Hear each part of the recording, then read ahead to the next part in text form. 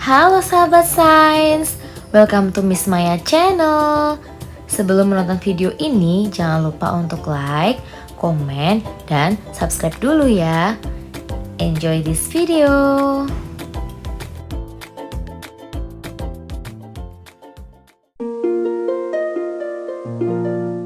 Halo sahabat sains, kembali lagi di channel YouTube Miss Maya. Pada video sebelumnya, kita telah membahas subbab pewarisan sifat.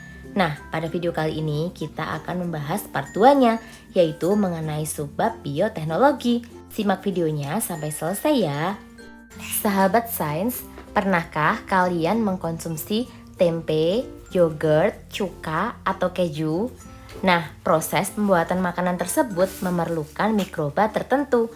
Misalnya pada saat kita membuat tempe, maka akan ditambahkan ragi. Ragi itu sendiri mengandung mikroorganisme berupa jamur yang dapat tumbuh pada media kedelai yang kita siapkan.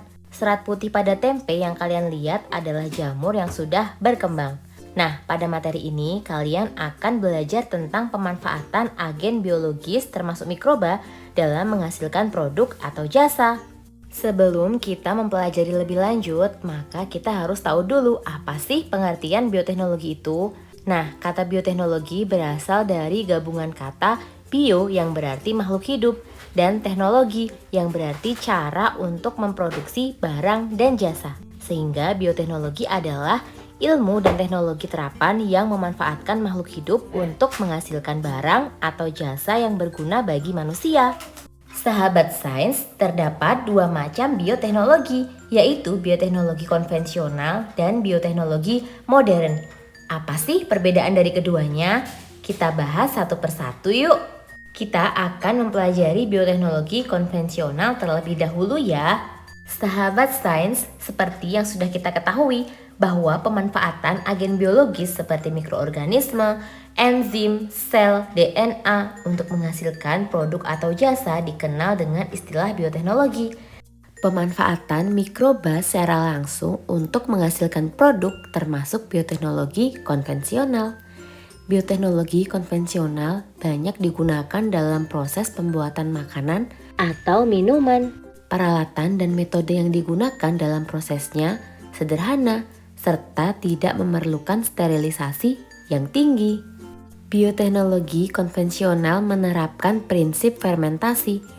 Fermentasi adalah proses pemecahan senyawa kompleks menjadi senyawa yang lebih sederhana dalam keadaan anaerob atau tanpa udara. Mikroorganisme yang ditambahkan akan tumbuh dan berkembang baik pada substrat atau bahan bakunya yang kita siapkan. Organisme tersebut menguraikan bahan baku menjadi senyawa yang lebih sederhana dalam keadaan anaerob. Produk sampingan inilah yang kita manfaatkan sebagai minuman, makanan. Beberapa contoh produk bioteknologi konvensional misalnya tempe, roti, keju, kecap, tauco, seperti yang terlihat pada gambar. Contoh produk hasil fermentasi dan mikroorganisme yang berperan dapat dilihat pada tabel berikut ini ya. Nah, ada beberapa jenis mikroorganisme, baik bakteri maupun jamur. Sahabat sains, penjelasan lebih rinci bagaimana proses fermentasi dilakukan hingga menghasilkan produk makanan dapat dilihat dari penjelasan pembuatan tape singkong berikut ini ya. Singkong yang sudah dikupas dan dicuci selanjutnya dikukus dan didinginkan. Kemudian singkong dibaluti dengan ragi yang di dalamnya mengandung bakteri Saccharomyces cerevisiae. Mikroorganisme tersebut berfungsi dalam proses fermentasi singkong. Setelah itu, singkong harus diperam tanpa adanya udara agar proses pemecahan gula menjadi alkohol dapat berlangsung, sehingga tape yang dihasilkan akan berhasil. Reaksi fermentasi singkong secara sederhana dapat dilihat pada reaksi berikut ini ya. C6H12O6 menghasilkan 2C2H5OH dan juga 2CO2 dan 2 ATP. Yang selanjutnya akan kita bahas yaitu mengenai bioteknologi modern. Sahabat sains, berbeda dengan bioteknologi konvensional yang menggunakan mikroorganisme secara langsung. Bioteknologi modern ditandai dengan adanya rekayasa. Bioteknologi modern berkembang sejak ditemukannya struktur DNA. adanya rekayasa genetika atau sel membutuhkan peralatan modern dan dilakukan dalam keadaan yang steril. Beberapa contoh bioteknologi modern diantaranya yaitu kultur jaringan, bayi tabung, cloning, teknologi hibridoma, dan DNA rekombinan. Kita bahas satu persatu yuk. Yang pertama yaitu mengenai kultur jaringan. Sahabat sains, kultur jaringan adalah teknik memperbanyak tumbuhan dari jaringan atau organ tertentu dalam media bernutrisi dan steril seperti pada gambar. Teknik kultur jaringan memanfaatkan sifat totipotensi tumbuhan yang tinggi karena tumbuhan memiliki sifat meristematik, yaitu aktif membelah yang tinggi. Tujuan kultur jaringan adalah untuk mendapatkan keturunan dalam jumlah yang besar, cepat, dan seragam. Yang kedua yaitu mengenai bayi tabung. Bayi tabung bertujuan untuk mengatasi pasangan yang kesulitan mendapatkan keturunan. Bayi tabung dilakukan dengan cara mempertemukan sperma dan ovum dalam sebuah media, seperti yang terlihat pada gambar. Oleh karena itu disebut bayi tabung. Setelah ovum dibuahi dan mengalami pembelahan, saat embrio berada pada tahap blastula, maka akan diimplantasikan pada rahim ibu yang sah. Yang selanjutnya yaitu cloning. Salah satu hewan yang sangat terkenal hasil cloning adalah domba Dolly. Cloning atau transfer inti dilakukan dengan cara memindahkan sel inti somatik atau inti sel tubuh ke dalam ovum yang sudah dihilangkan intinya. Sel ini kemudian distimulasi sehingga membelah dan membentuk embrio.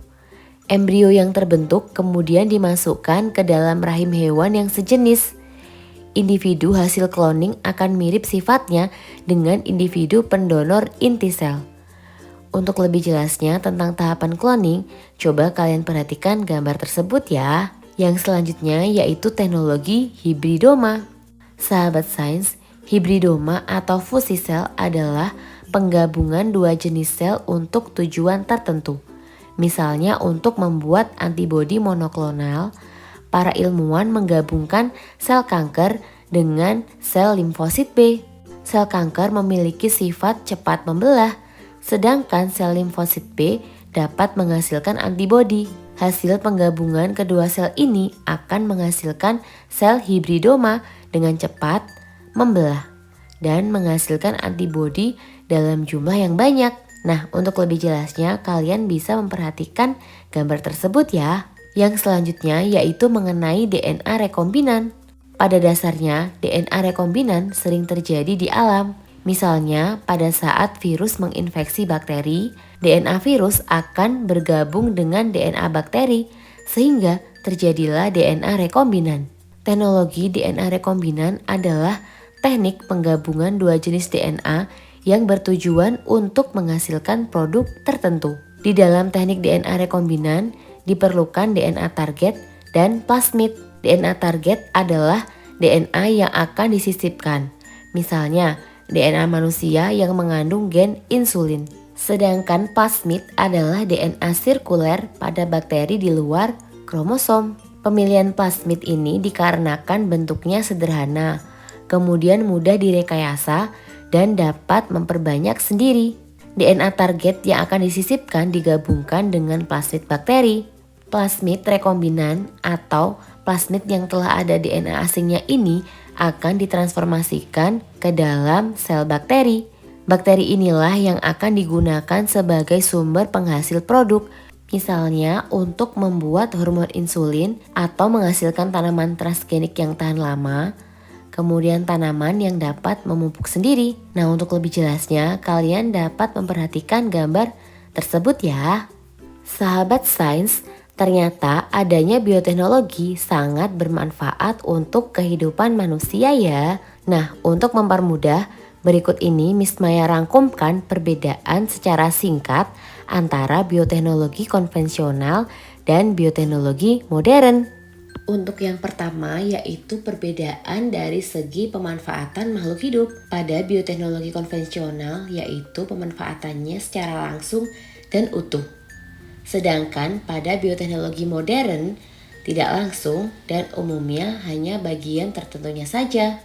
Perbedaan yang kedua yaitu mengenai prinsipnya. Pada bioteknologi konvensional menggunakan prinsip fermentasi, sedangkan bioteknologi modern menggunakan prinsip rekayasa genetika dan teknologi reproduksi. Nah, untuk perbedaan selanjutnya yaitu pelakunya. Pada bioteknologi konvensional tidak perlu perlakuan khusus atau keahlian khusus, sedangkan pada bioteknologi modern memerlukan keahlian khusus. Jadi tidak sembarangan orang bisa melakukannya. Perbedaan yang selanjutnya yaitu mengenai alat dan proses. Pada bioteknologi konvensional yaitu sederhana, sedangkan pada bioteknologi modern canggih dan modern. Selanjutnya yaitu pada bioteknologi konvensional skala produksi dan biayanya sedikit dan relatif murah, sedangkan pada bioteknologi modern memerlukan produksi dan biaya yang relatif banyak dan juga mahal. Nah, contoh pada bioteknologi konvensional diantaranya yaitu pembuatan yogurt, tape, tempe, roti, nata de coco, kecap, minuman beralkohol, dan keju. Sedangkan contoh dari bioteknologi modern diantaranya yaitu kultur jaringan, bayi tabung, cloning, teknologi hibridoma, dan DNA rekombinan. Sahabat sains, demikianlah pembahasan kita mengenai subbab bioteknologi. Pendalaman materi akan kita lakukan melalui latihan soal pada video selanjutnya ya. Jadi jangan lupa untuk subscribe channel ini agar kalian tidak ketinggalan video terbaru Miss Maya. Tetap semangat belajar sahabat sains. Thank you for watching sahabat sains. See you on my next video. Bye bye.